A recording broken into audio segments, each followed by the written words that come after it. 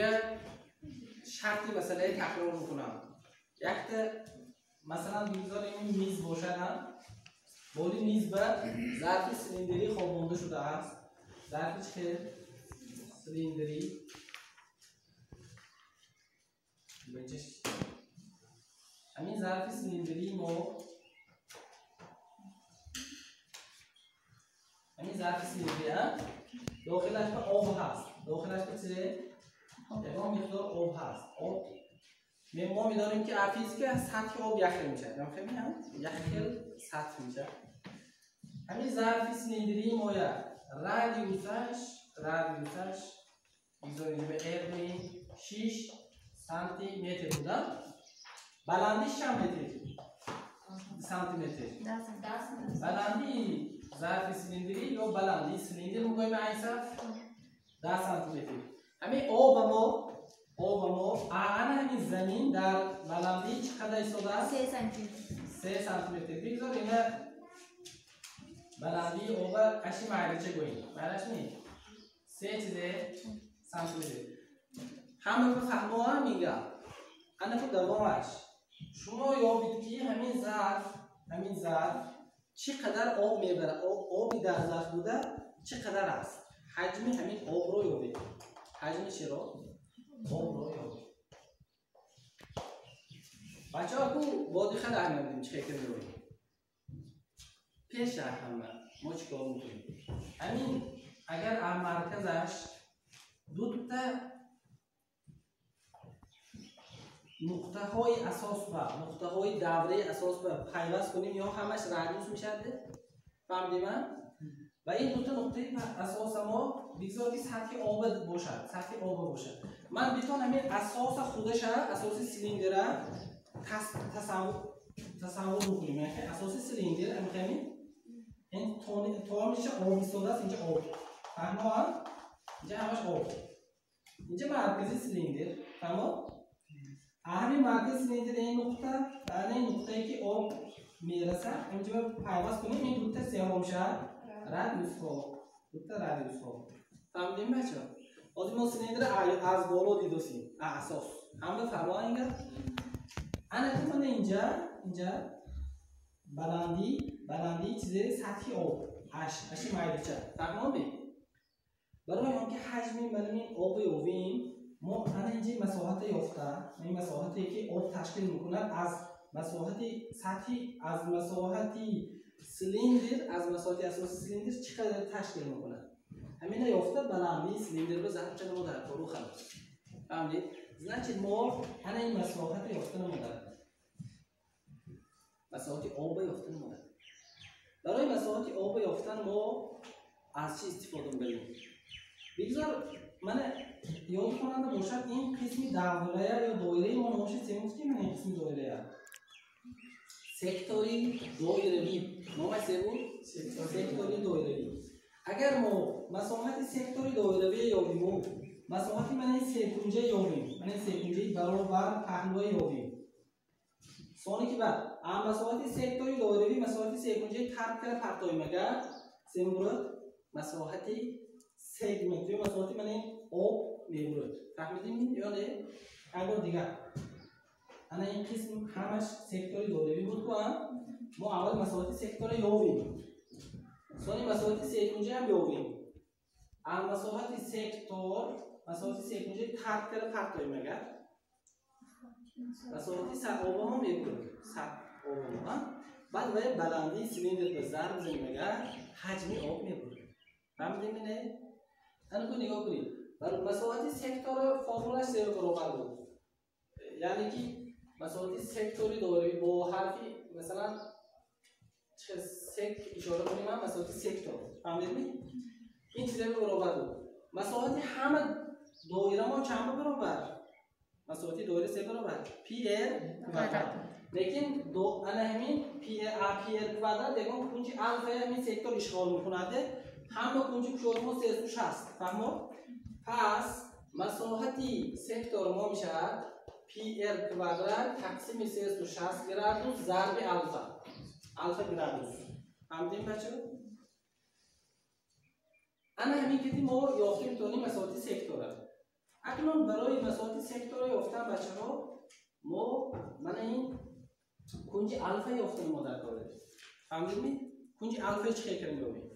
برای کنج الفا یافتن همین بلندی ما اگر دوام که مگر مرکزی سیلندر بم بیاد. فهمیدید؟ اگر اشامو 3 باشه یعنی اینجا چند میشه؟ 3 اینجا 3 میشه چون که رادیوس همش چند برابر؟ 6 برابر. اینجا هم 3 برابر. اگه رادیوس که 6 برابر است بچه‌ها این چه مهمه یافتنش خیلی آسان.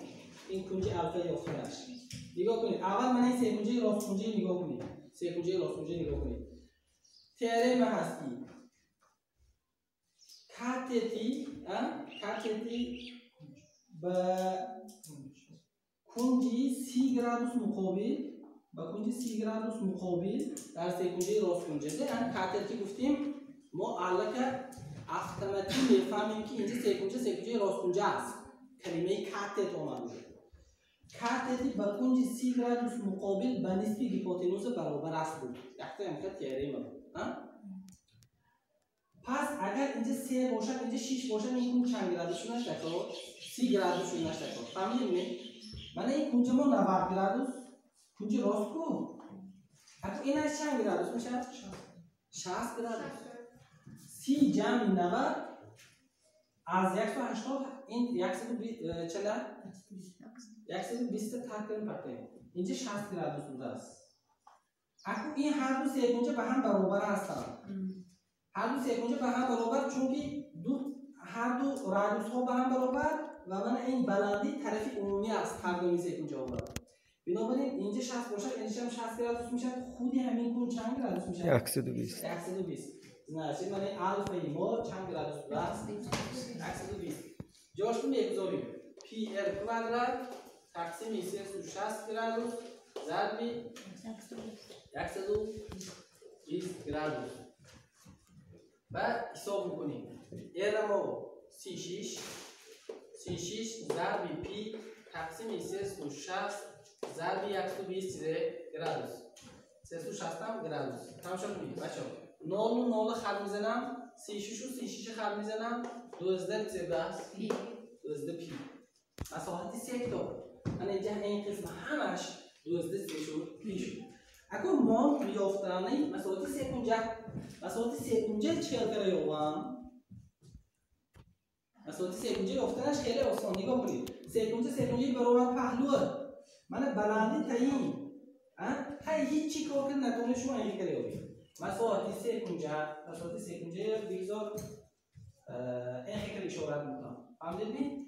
مساحت سه کنجه برابری و نسبت حاصل ضرب طرف و بلندی به این طرف برابر شده برابر بودن. بگذار این طرف نامش AB گوییم AB و AB ضرب بلندی به طرف AB برابر شده اشی AB گوییم. بگذار نگاه کنید انا کو AB رو معلومه AB چه شکل میگوییم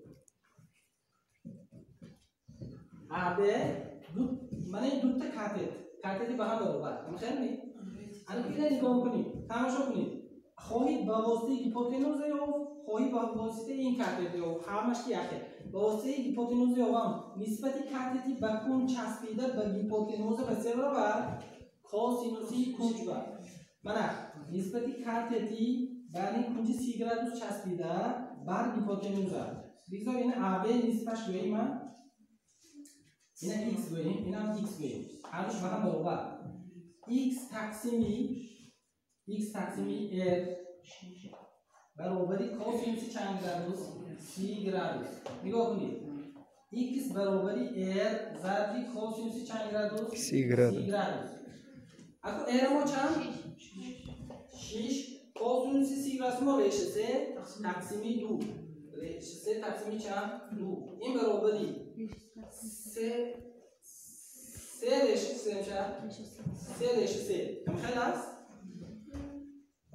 انا این خیلی AB ما چند برابر میشه 6 ریشه 3 چون 6 ریشه 3 برابر شد چون که این چند باشد اینا همین x سه کنجا با هم برابر کو پس AB ما اینجا به اگر بگیم نویسیم 2 دو ضرب x یا که دو ضرب چند؟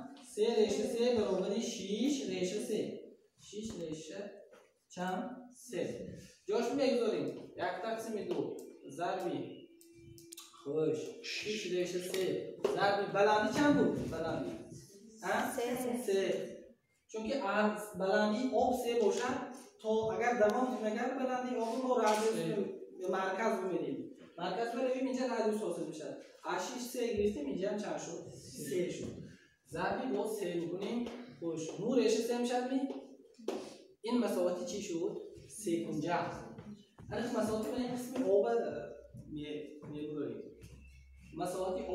مساواتی آب برابری مساواتی سکتور ترکی مساواتی سکتیم 3 کنجه سکتور ما چند بود 12 پی مینوسی 9 ریشه 3 وقتی که مساحت یافتیم همین مساحت بلندی سیلیندر به ضرب زنیم حجم آب میاد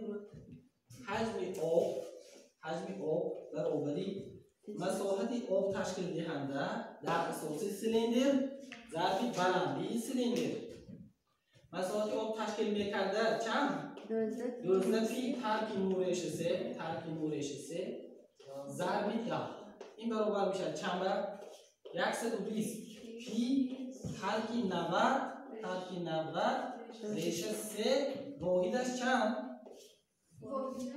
سانتیمتر کوبی چون که همه سانتیمتر که داده شده تو واحد ما چند است؟ انا همونقدر سانتیمتر کوبی آب می بود است تمامی؟ هم بفهمم اگر درس هم بفهمم چند تا خرسه؟ برابر نشد